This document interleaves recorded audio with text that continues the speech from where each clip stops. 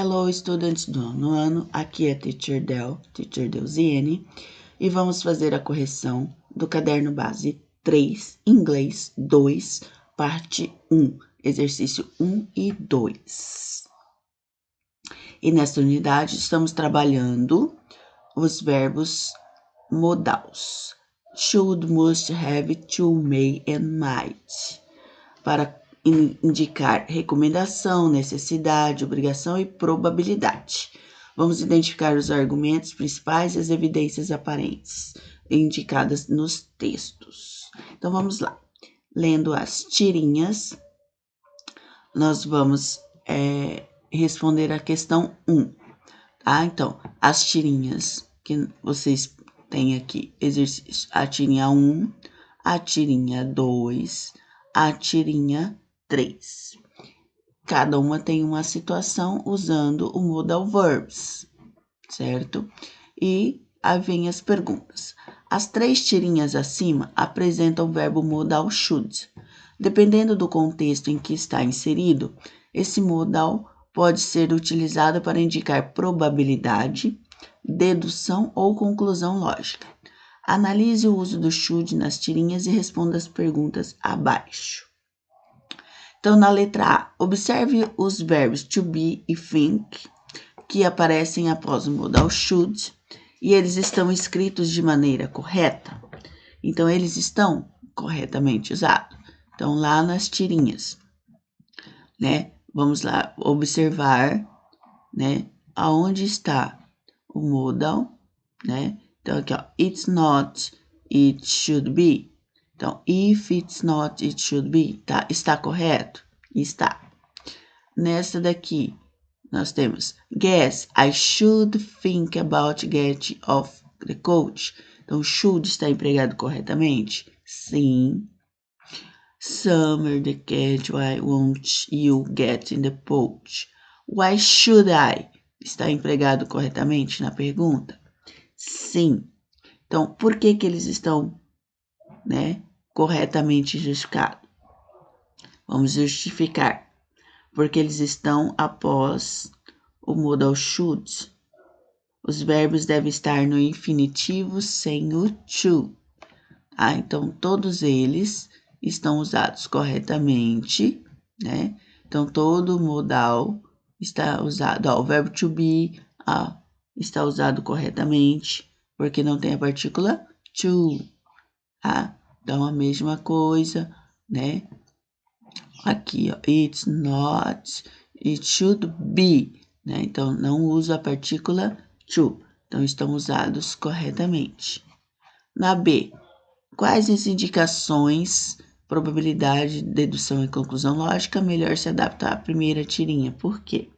Então, na primeira tirinha, eu posso dizer que o modal should está relacionado a uma conclusão lógica, pois as personagens discutem o filme e informam que o elenco conta com a presença de atores da série, portanto, Greed, ou Ganância em português, né? Seria o título mais adequado ao filme, né? Então, aqui eles estão discutindo, né? A presença desses atores na outra série. Então, um fala do Greed, né? E ele realmente está. Se ele está, pode ser que sim, né? Pode ser que não. Então, eles estão vendo a probabilidade, assistindo para ver a probabilidade. Então, o should está empregado dessa forma, para uma conclusão lógica em relação aos personagens que eles citaram. Na letra C, qual das 3 indicações presentes no exercício acima melhor se adapta à segunda tirinha? Então, eu posso dizer que o uso do modal está relacionado a uma dedução, visto que o cavalo observa a hora, deduz que deveria pensar em sair cedo, ou sair aqui do sofá. Vamos lá. Ele usou o should corretamente, não tem a partícula to. I should think about getting off the coach, né? Então, ele está pensando, deduzindo, né? Da dedução que ele deveria pensar em sair aqui Então, ele poderia sair do sofá. Na letra D, na terceira tirinha, o segundo balão fala. O personagem realiza uma pergunta com should. Portanto, há uma mudança de organização do pronome. O que aconteceu de diferente em relação às frases da tirinha 1 e 2. Então, a mudança foi na organização da frase. Enquanto na tirinha 1 e 2 os pronomes vieram antes do should, na tirinha 3 o pronome veio após o should, né? Depois do modal. Por quê? Por ser uma pergunta. Why? Por quê? Should I? Então, por que eu? Né? Então, observem que fique diferente por ser uma pergunta. Depois, no exercício 2, nós tínhamos um texto, tá? Nós tínhamos um texto para responder as questões abaixo. De acordo com as informações apresentadas no texto, responda as perguntas abaixo. Então, escreva o significado das palavras. Change, mudança. Charity, caridade. Citizens, cidadãos. Date, dados. Deliver, entregar. Greenhouse gases, gases de efeito estufa.